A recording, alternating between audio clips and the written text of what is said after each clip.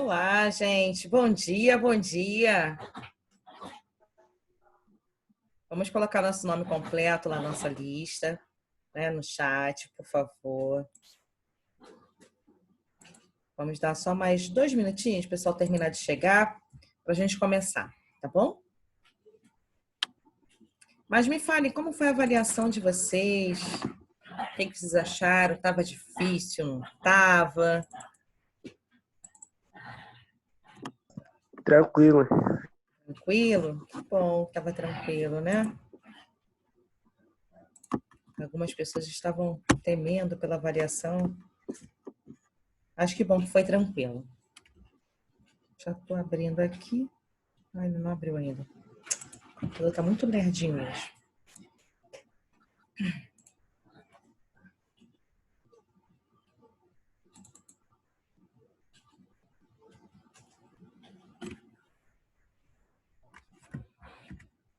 Vocês estão escutando o som de obra? O vizinho agora aqui cismou de fazer obra. Vai ficar esse barulhinho chato, quem estiver escutando.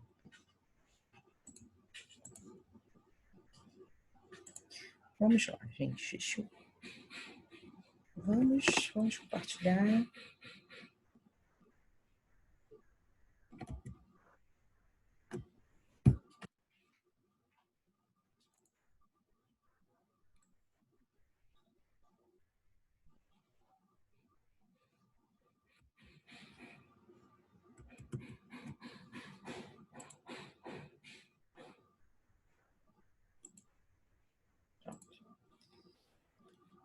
Deixa eu botar aqui o chat para poder visualizar.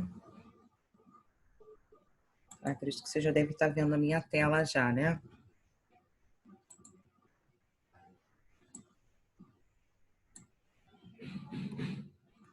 Vamos lá. Pergunta que não quer calar, né, Milene?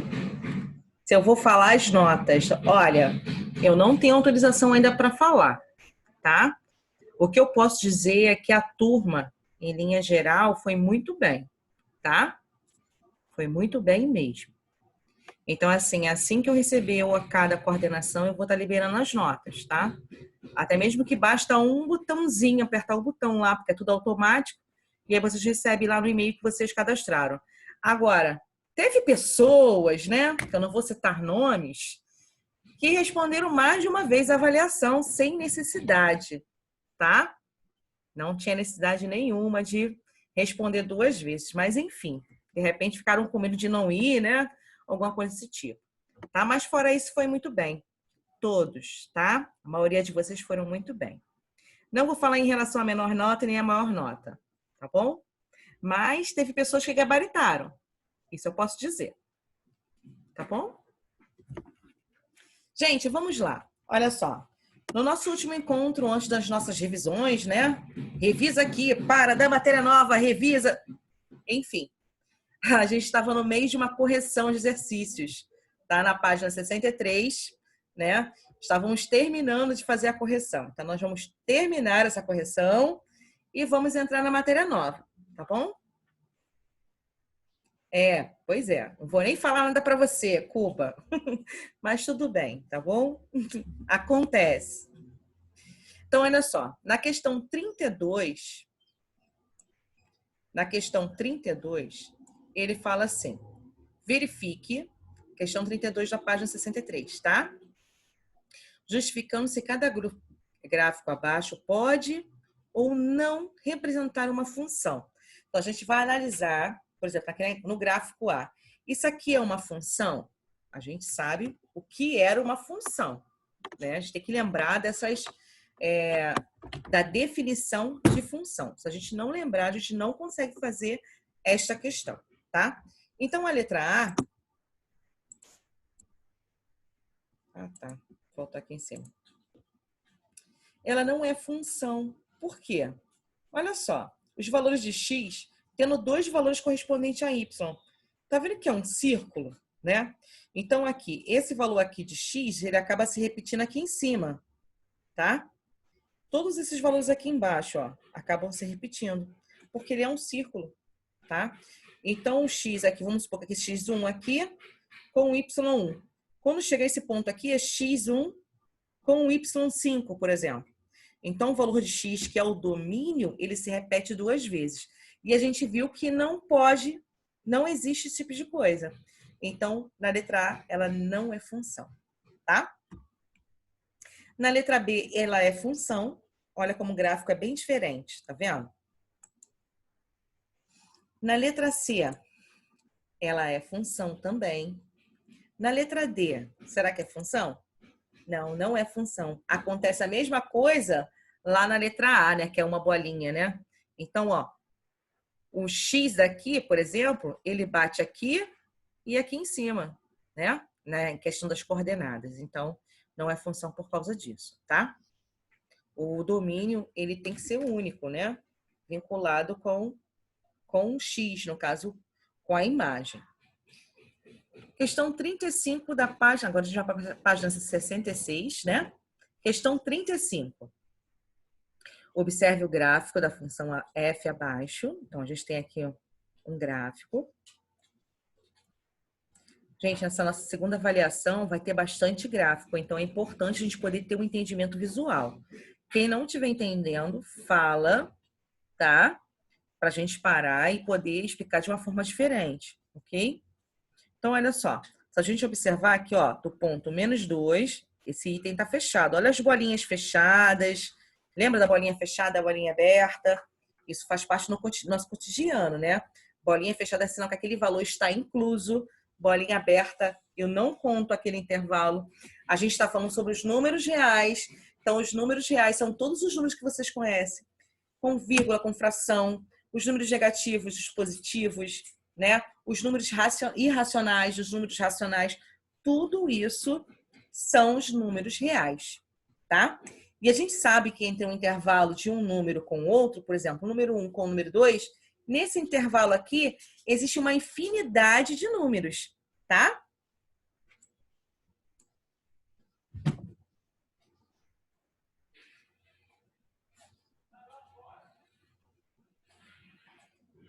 Tá bom, Thaís. Bom dia, seja bem-vinda, viu?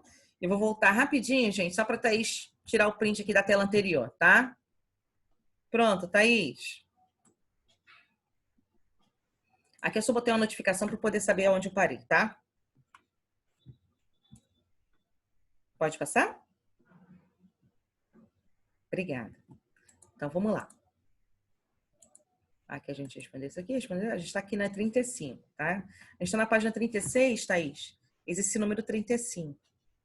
Aí eu estou comentando com eles aqui em relação à nossa visualização do gráfico, porque nossa próxima avaliação praticamente vai ser só nesse universo aí.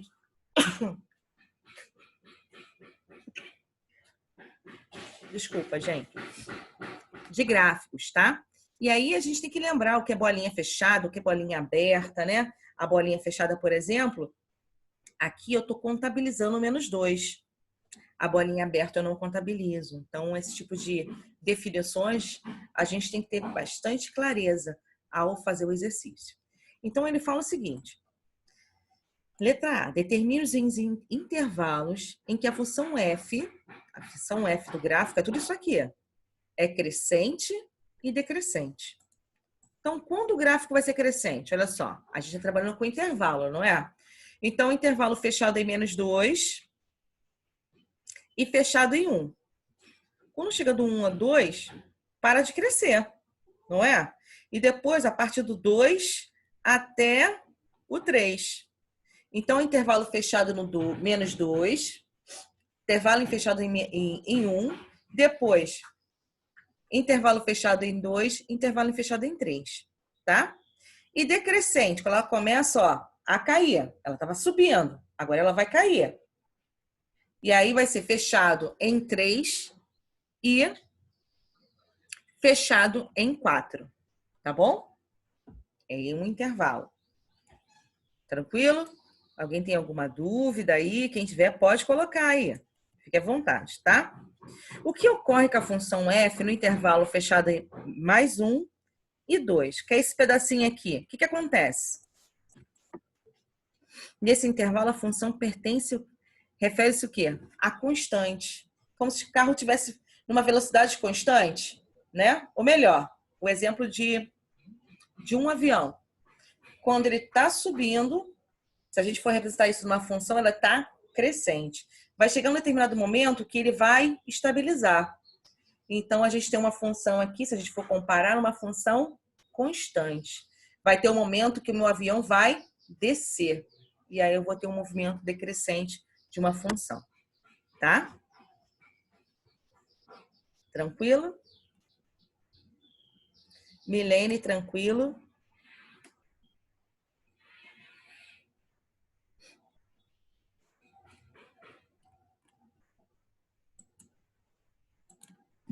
Vamos lá. Vamos prosseguir. Então, tá bom. Qualquer coisa pode perguntar, tá? Elizabeth está na sala? Elizabeth, tudo bem? Minha amiga, tá tudo certo? Tá entendendo a matéria? Tá tranquilo? Uhum. Beleza. Então, vamos para a página 66 ainda. Existe o número 36. Aí eu tenho uma função de y é igual a f de x, cujo gráfico está representado a seguir. Então, eu tenho aqui o gráfico, né? Tá oscilando, né? Observe que esse gráfico aqui é diferente do anterior, desse aqui, ó. Aqui é como se fosse, né? Retas. Aqui já está ondulado, olha. Posso representar como ondas sonoras, né? Se a gente for trazer isso para a física. Ah, tá bom, Cuba, obrigada, tá? Fala para ele que assim que acabar a aula, eu vou subir isso pro YouTube. E aí lá no YouTube, se ele quiser acessar direto lá no meu canal, eu separo playlist. Então tá todos os vídeos de vocês, tudo agrupado num lugar só, separado por data. Eu acho que fica até mais fácil para vocês se organizarem para ver os vídeos depois, tá? Mas de qualquer forma eu vou colocar na Agenda Edu, tá bom? Então vamos lá. Então aqui ele está pedindo para analisar, né? Analise a afirmação correta. Então, gente, olha só. Quando eu tenho isso aqui, ó, f de x é igual a zero. Eu estou afirmando, isso é uma sentença matemática, onde eu estou dizendo que um lado, o primeiro membro, é igual ao segundo. Estou dizendo que o f de x ele é igual a zero. Né? Será que isso acontece? Não sei. Ele está dizendo que o f1, f de x1, que é esse carinha aqui, o f de x3, que é esse aqui, e o f de x5, que é isso aqui, é igual a zero. Será que é igual a zero? F é crescente no intervalo aberto de x de 3. X de 3 está onde? Está aqui. Ele fala que é crescente. Ele fala que é crescente daqui até aqui. Isso é verdadeiro? Ele fala que a função ela é decrescente, né? Então, ele vai caindo, né? No intervalo aberto de x3 a x5. E aí ele fala que o f de x2 é igual ao f de x4, que é igual a zero. F de x2 está aqui, f de x4 está aqui, ele fala que é igual a zero. É igual a zero? Qual é a opção correta? Olha aqui, analisando cada uma delas, tá? Falsa na letra A, porque f de x, f de zero, é diferente de zero. Ela não pode ser igual a zero, porque senão ela não seria assim, essa função. Seria algo estável, né? Constante. Aí, bom dia, Clara, seja bem-vinda, tá? A B, ele fala que é verdadeira, porque olha só, x1, x3 e x5 é igual a zero. O que quer dizer isso, gente? A gente está falando sobre coordenadas. Eu falei para vocês, já falei para vocês, que quando eu tenho... Não, a B não seria constante, não. Breno, vou explicar por quê, tá? Ele está falando que em relação aos valores de x1, x3 e x5 é igual a zero. Em relação às coordenadas. Isso aqui é um gráfico. Então, olha só. Quando eu tenho um número, a posição... Deixa eu ver, botar aqui meu quadro. Acho que fica melhor para vocês visualizarem. Vai, compartilha. Isso, direitinho, bom menino. Então, olha só. Eu tenho aqui as coordenadas x e y, tá bom? Se na posição X eu tiver 0 e em Y for 1, por exemplo, e, ou o contrário, né, tiver 1,0, como fica isso graficamente? Graficamente, eu tenho isso aqui, ó.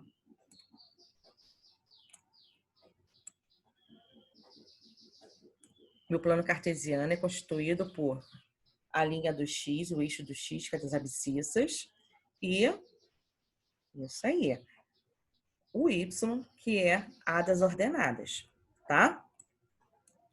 Então, olha só, eu sei que 0 é aqui.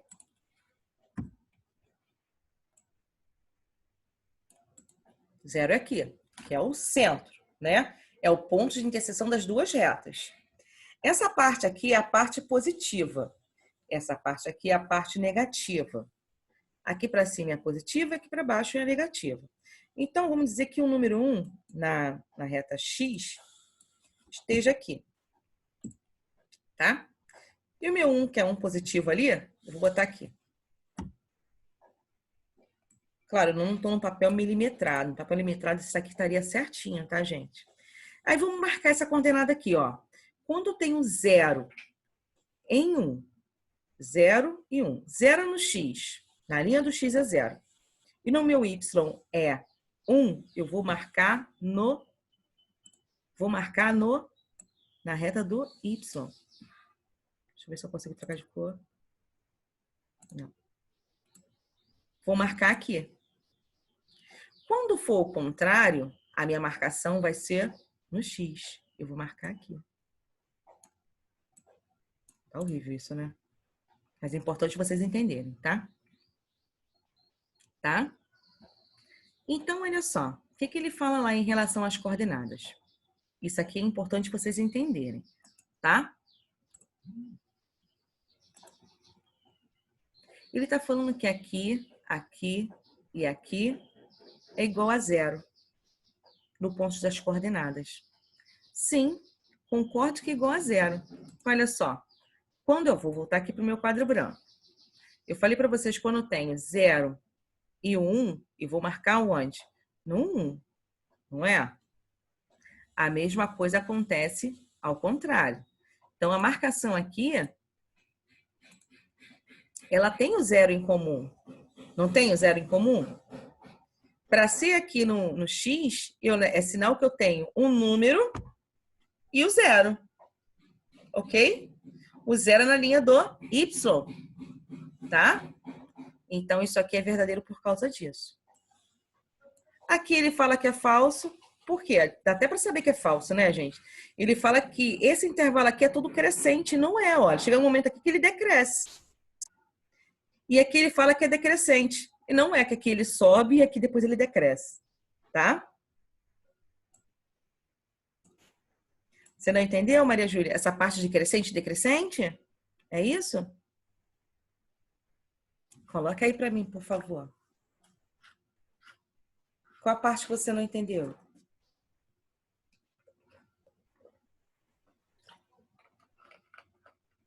Ah, letra B. Tá. Por que aqui é verdadeiro? Tá? Ele está dizendo que a coordenada aqui, ó, de f de x1, de x3 e x5 é igual a 0. Será que elas são em comum? É isso que ele está dizendo. Tá? Então, vamos lá.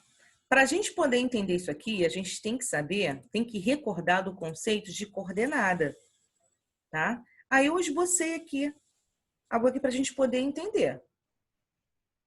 Para a gente ter uma marcação com 0, eu vou ter ou no X ou no Y, para a gente poder marcar. Tá? E aí, ó, vou botar aqui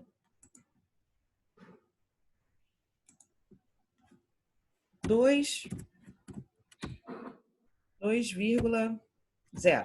2 não, vou botar 5, 4,0. 4,0. Essa marcação aqui é X e Y, tá bom? Eu vou marcar aonde eu tenho o número. O número aqui está onde? Está na posição do X. Então, vou marcar justamente na posição do x. Então, mais ou menos o 4 seria aqui.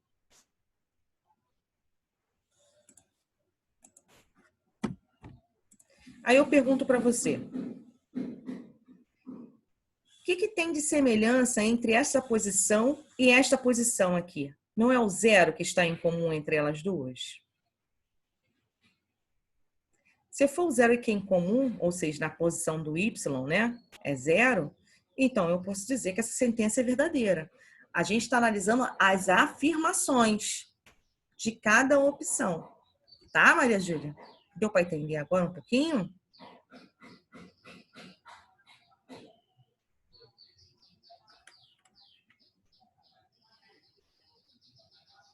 Maria Júlia? Tá. Então, são esses conceitos, tá? Então, ele está aqui trabalhando afirmações.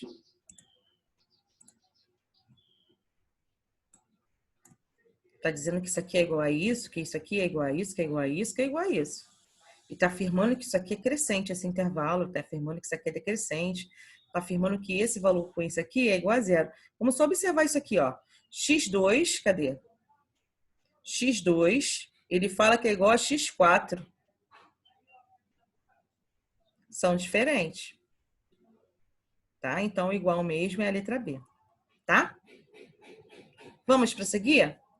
Vamos agora para a página 67. Na letra A, na 39, ele pede para analisar cada uma das funções abaixo, classificando de par, ímpar ou nem par e nem ímpar. Vamos ver. A letra A ela vai ser par, porque f de menos x, né? É menos x ao quadrado, vai dar x ao quadrado. Então, dependente do número negativo lá dentro, a resposta sempre vai ser positiva.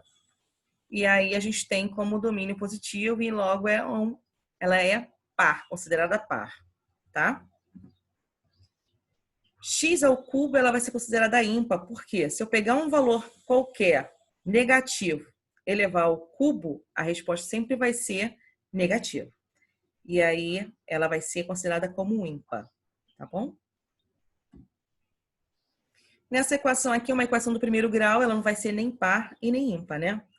Ela vai ser considerada como par e ímpar a partir quando o meu expoente for igual ou maior que 2. Ok? Aqui meu expoente é 1, então ela não é par e nem ímpar. Aí é que a gente só está trabalhando nos conceitos que a gente já viu. Está pedindo na 40 para classificar as funções conforme é par ou ímpar. Então vamos analisar. Na letra A, ela vai ser par, tá?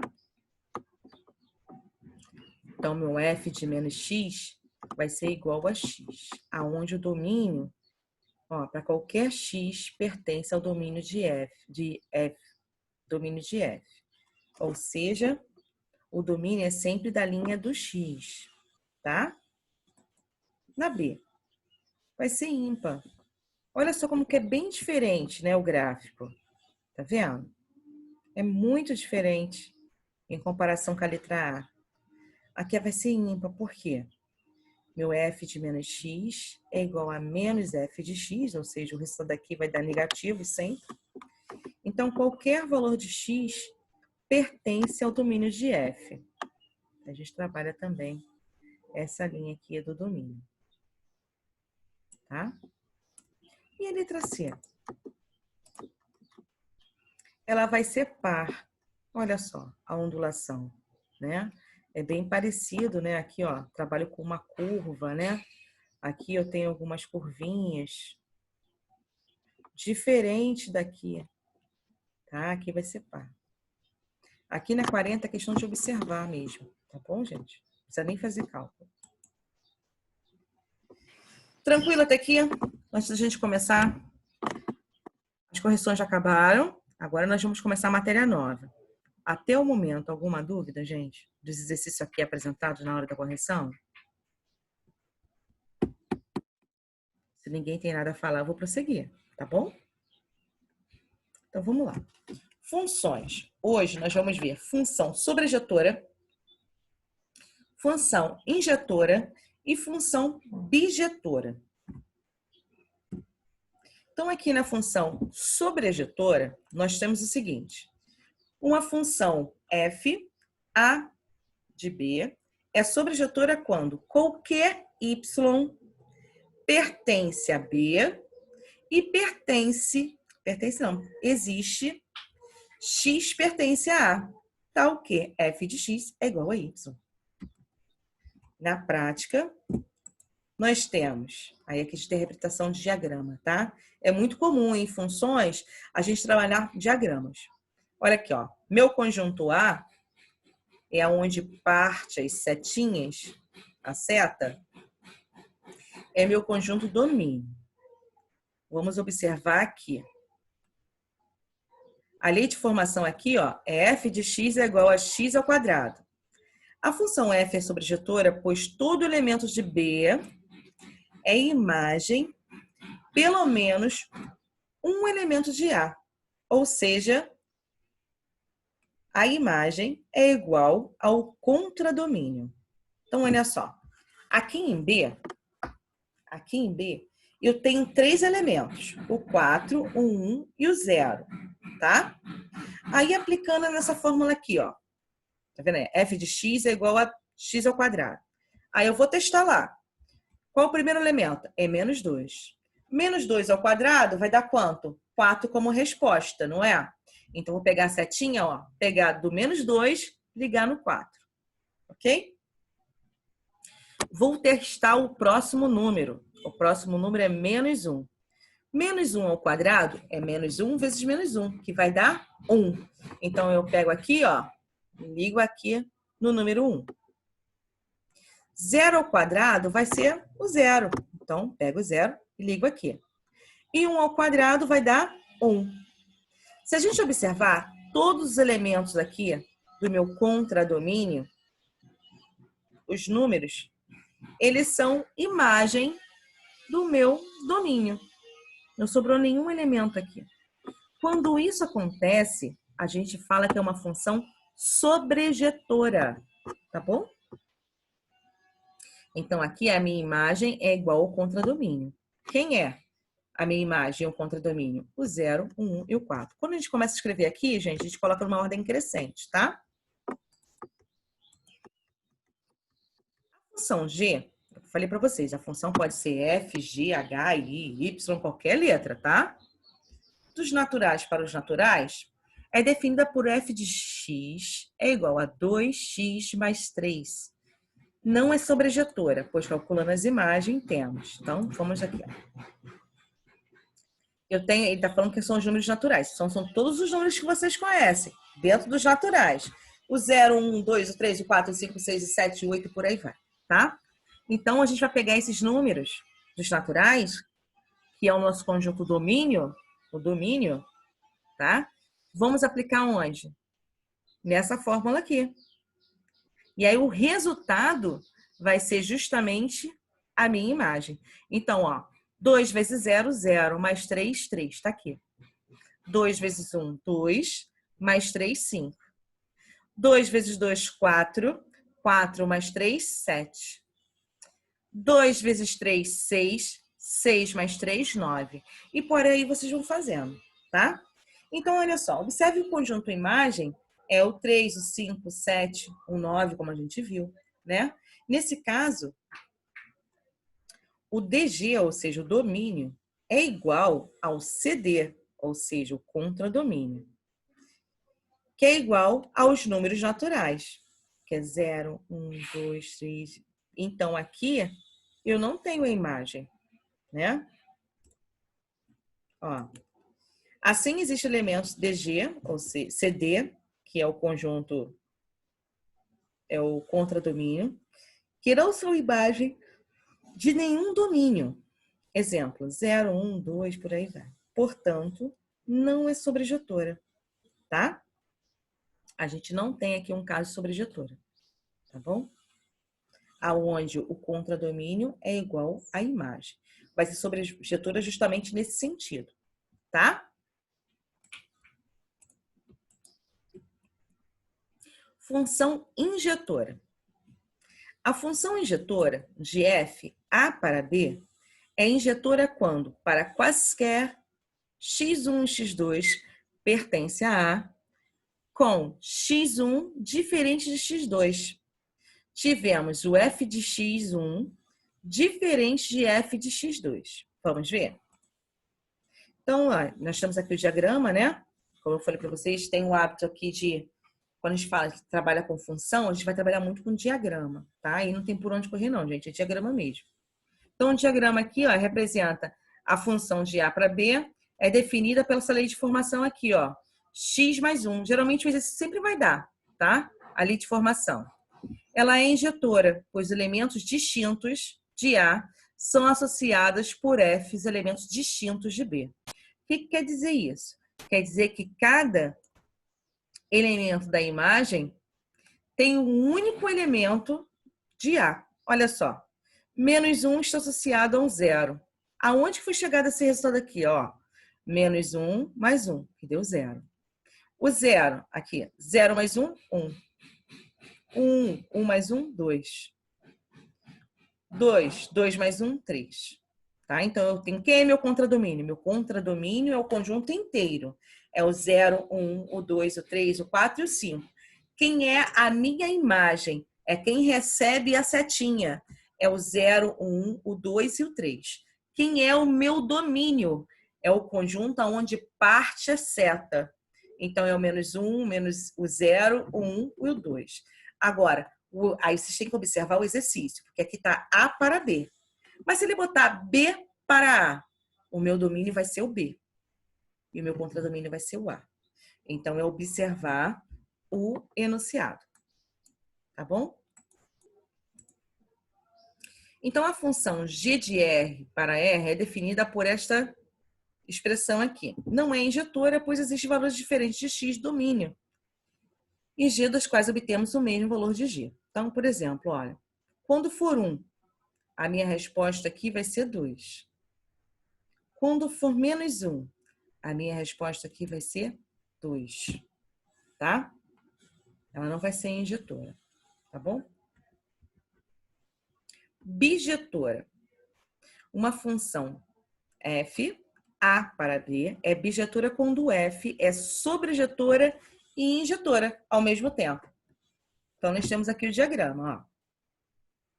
Então, observe que quando x ali for 0, então vai ser 2 vezes 0 mais 1, que vai dar 1.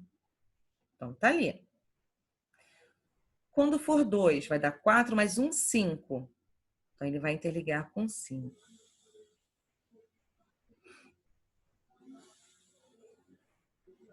Quando o meu x ali for 3, 2 vezes 3, 6, mais 1, 7. Então, meu contradomínio, quem é meu contradomínio? Ó, é 1, 5 e 7.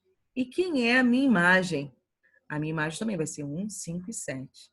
Então, aqui eu vou ter uma bijetora, porque eu tenho uma sobrejetora e eu tenho uma injetora ao mesmo tempo. Tá bom? Então, vale observar aqui, a sobrejetora, pois todo elemento de B é imagem pelo menos um elemento de A. Então, eu tenho aqui, ó, que a minha imagem é igual ao meu contradomínio. Injetora. Os elementos distintos. Distintos quer dizer diferentes. De A são associados a por F, os elementos distintos de B. Isto é, cada elemento de B é imagem a um único elemento de A, tá? Portanto, F é bijetora. Então, nós temos aqui, ó, essa função g de x é igual a x ao quadrado, é bijetora? Então, vamos verificar aqui. Então, eu tenho aqui, ó, um gráfico, né? Vamos observar o seguinte. G não é sobrejetora, porque a imagem, quem é a imagem? Nesse caso aqui do gráfico, a imagem vai ser o y, tá? Essa parte positiva. Ela é diferente ao conjunto, o contradomínio. Quem é o contradomínio? São todos os reais, ou seja, a parte negativa também. Só que esse gráfico aqui ele não pega a parte negativa. Então, ele não é sobrejetora por causa disso, tá? Note também que G não é injetora, pois possui valores distintos para X. Do domínio de G, tem mais imagens iguais. Então, olha só. O que ele fala aqui? Ele fala que tem imagens iguais. Então, por exemplo, o número 1 aqui, ó, menos 2 é igual a 2. Menos 2, cadê? Menos 2 é igual a 2, que dá 4 daqui. Então, ele fala que não é injetora por causa disso. Geralmente vai ser injetora quando é uma reta, tá? Então, é possível reconhecer se uma função é bijetora por meio de um gráfico, traçando retas paralelas no eixo X, por pontos de cujas ordenadas pertencem ao contradomínio da função. Podemos observar 3 possibilidades. Então, vamos ver aqui. Cada uma das retas cruza um gráfico em um único ponto. Beleza? Então, nós temos que a imagem é igual ao contradomínio. Então, é sobrejetora. Para quaisquer x1 e x2 pertence ao domínio, aonde x1 é diferente de x2. Se isso acontecer, ela é injetora. Portanto, é uma função bijetora. A gente está analisando as situações, né? Quando ela é sobrejetora, quando ela é injetora, se são as duas, beleza, é bijetora. Então, a gente tem um gráfico aqui que refere-se a uma bijetora. Pelo menos uma das retas cruza o gráfico em mais de um ponto. Olha aqui, ó. Olha a diferença de gráfico. O anterior era uma reta. Aqui eu já tenho uma certa curva, né? Então, eu tenho x1 e x2 aqui. Ele fala que a imagem é igual ao CD, né? Que é o conjunto, é o contradomínio. Tá? Contradomínio aqui, ó. O G é sobrejetora. Entre existe x1 e x2, pertence ao domínio. Então, x1 e x2 pertence aqui ao domínio, aonde esses valores são diferentes, os quais G1 e G2 são iguais. Ó, aqui e aqui são iguais. Então, ela não é injetora. Portanto, esta função aqui, se ela não é injetora, ela também não vai ser bijetora. Tá bom? Porque para ser bijetora, tem que ter as duas. A sobrejetora e a injetora. Tá bom? Aqui, ó. Eu tenho aquele intervalo de 1 a 8, de 1 a 6. Aqui é o contradomínio, aqui é o domínio. Aí ele fala que a imagem ele é diferente do contradomínio. A imagem é diferente do contradomínio. O contradomínio é essa parte aqui. H não é sobrejetora. Portanto, a função não é bijetora. A gente já viu isso. E aqui, ó, para quaisquer x1 e x2, pertence ao domínio de H. Então, o valor de x1 e x2 é diferente. Então, nós temos uma injetora aqui, tá bom? Galerinha, eu vou parar aqui, tá? A gente praticamente tem quase aí términos de 1 minuto. Eu vou estar encerrando nosso encontro de hoje. Na segunda-feira eu dou continuidade. Quem tiver alguma dúvida, anota. E aí na segunda-feira a gente conversa, tá bom? Um beijo para vocês. Tenham um bom final de semana. Tchau, gente.